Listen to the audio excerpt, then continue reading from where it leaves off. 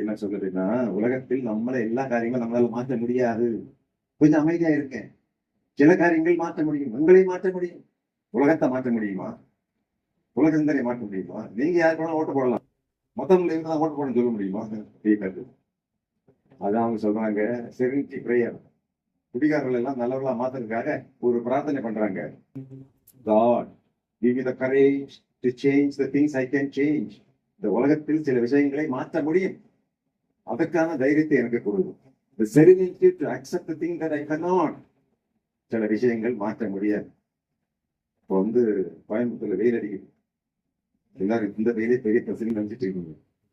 நீங்க உங்களுக்குள்ளே வீசிட்டு இருக்கீங்க. இந்த வெயில மாற்ற முடியுமா? முடியாது.